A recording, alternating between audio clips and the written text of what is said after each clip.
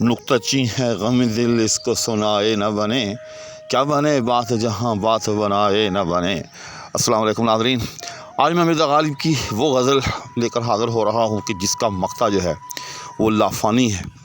انشاءاللہ اپنے وقت پر وہ مقطع بھی آئے گا، اور مطلب وہ کہ جس کو یوں سمجھیں کہ 99% لوگ جو ہے وہ غلط پڑھتے ہیں، اس کا غلط مطلب جو ہے وہ اخذ کرتے ہیں۔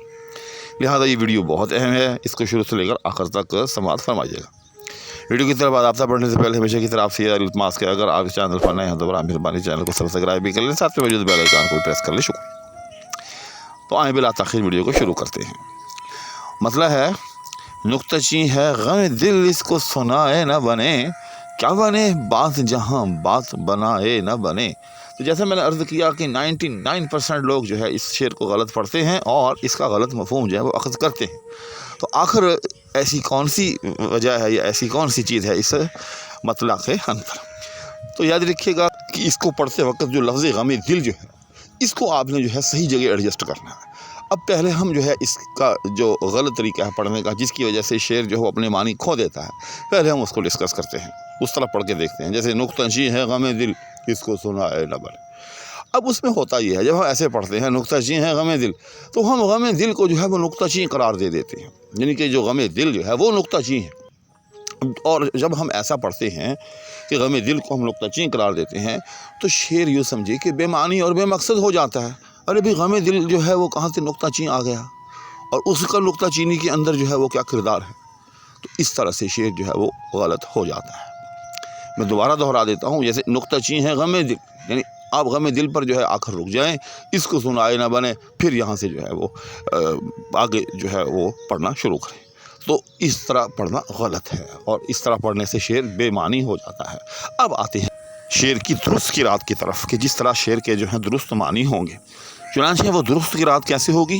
نکتہ چی ہے غم دل اس کو سنائے نہ بنے، یعنی آپ نے جو غم دل جو ہے اس کو نکتہ چی ہے کے ساتھ جو ہے وہ ملحق نہیں کرنا، بلکہ آپ نے کیا کرنا ہے، نکتہ چی ہے یہاں پر آ کر آپ نے ایک طرح سے رک جانا ہے۔ اس کے بعد غم دل اس کو سنائے نہ بنے، یہاں سے آگے جانا ہے۔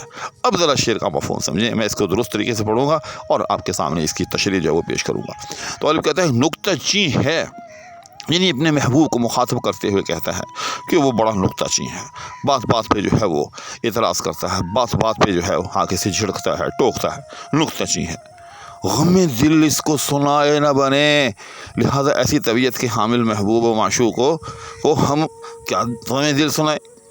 یعنی میں لاکھ کوشش کرتا ہوں کہ میں اس کو اپنا غم دل سناؤں، لیکن کیا کروں، وہ تو بڑا نکتہ چی ہے۔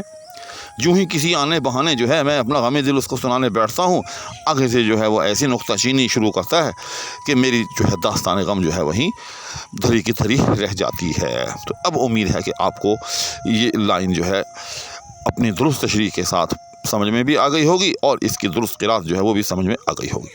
اب آتے ہیں دوسرے مصرعے کی طرف۔ نکتہ چی ہے غم دل اس کو سنائے نہ بنے، کیا بنے بات جہاں بات بنائے نہ بنے۔ کیا خوبصورت مصرع ہے۔ غالب کہتا ہے کہ وہ مقام کہ جہاں بات بنائے نہ بنے، یعنی انسان بڑی کوشش کے باوجود بھی کوئی ڈھنگ کا جملہ جو ہے وہ ترتیب نہ دے سکے، وہاں کیا بات بن سکتی ہے، وہاں ہم اپنی مقصد براری کیوں کر سکتے ہیں۔ تو اس شعر میں یا اس مطلع میں غالب نے مجموعی طور پر اپنے محبوب کی جو ہے ایک صفت بیان کی، اور آگے سے اپنی جو ہے ایک یوں سمجھے کہ معذوری بیان کی۔ اس کی صفت کیا بیان کی کہ وہ بڑا نکتہ چی ہے، بات نہیں کرنے دیتا، اور اپنی صفت یا اپنی معذوری یا لاچاری کیا بیان کی کہ اس کے جلال کی وجہ سے، اس کی اسی نکتہ چین طبیعت کی وجہ سے وہاں جو ہے اس کی محفل میں جو ہے اس کے روبرو جو ہے بات کرنا مشکل ہے، بات تک بنانا مشکل ہے، کوئی ایک آدھ ڈھنگ کا جملہ جو ہے وہ بولنا مشکل ہے۔ تو جب یہ معاملات ہوں جہاں ہم اپنا معافی الضمیر جو ہے وہی بیان نہ کر سکیں، تو بھلا وہاں ہم اپنا مطلب جو ہے کیسے حاصل کر سکتے ہیں۔ اس کے بعد اگلا شعر ہے، میں بلاتا تو ہوں اس کو مگر اے جذبہ دل، اس پہ بن جائے کچھ ایسی کہ بنائے نہ بنے۔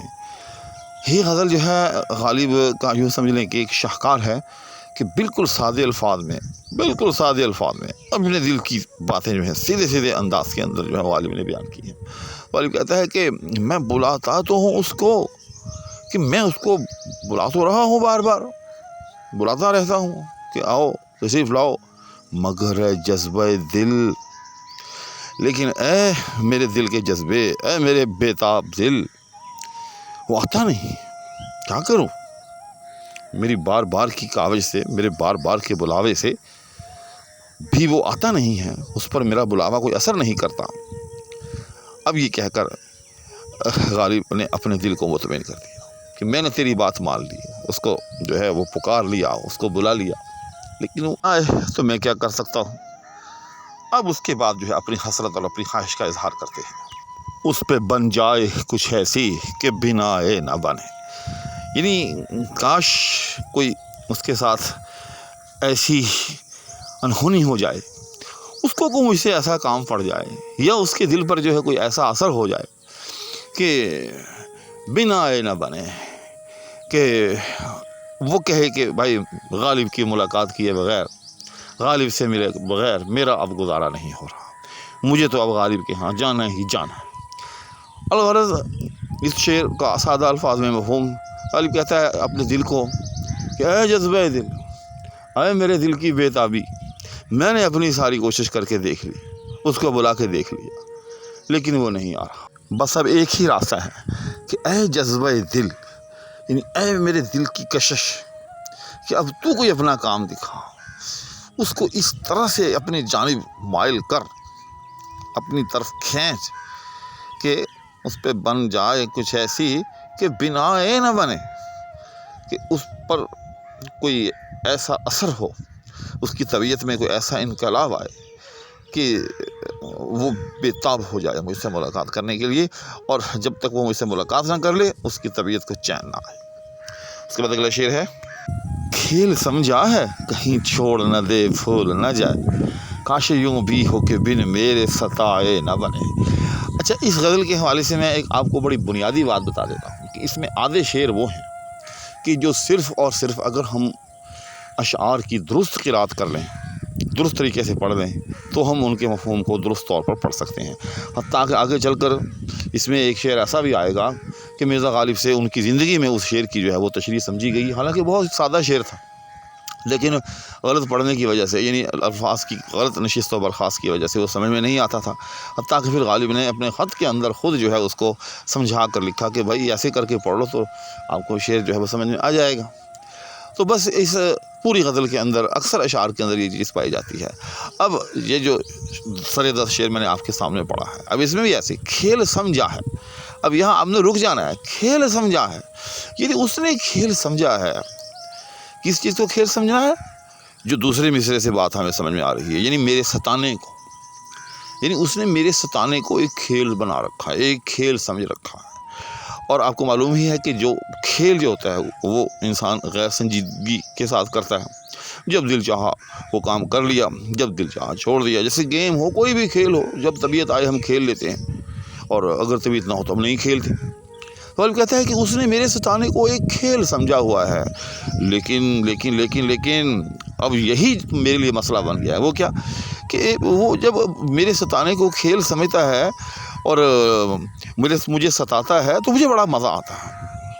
اب میری یہ طلب بن گئی ہے، میری ضرورت بن گئی ہے کہ وہ مجھے ستاتا رہے، لیکن مسئلہ یہ ہے کہ وہ تو مجھے کھیل سمجھ کے ستاتا ہے، اور کھیل جو ہوتا ہے وہ انسان، جیسے میں نے عرض کیا کہ کبھی کھیلتا ہے کبھی نہیں کھیلتا۔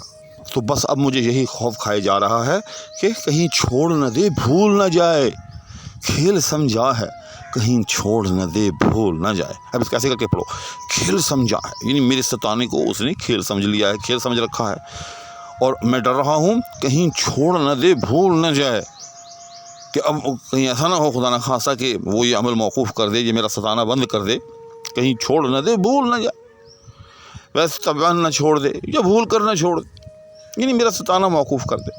دوسرا مصرع ہے، کاش یوں بھی ہو کہ بن میرے ستائے نہ بنے، کاش اس کے ساتھ کوئی ایسا حادثہ ہو جائے، اس کی طبیعت کے اندر کوئی ایسا انقلاب آ جائے کہ بن میرے ستائے نہ بنے، یعنی اس کو سکون نہ آئے، اس کو چین نصیب نہ ہو جب تک وہ مجھے ستا نہ لے۔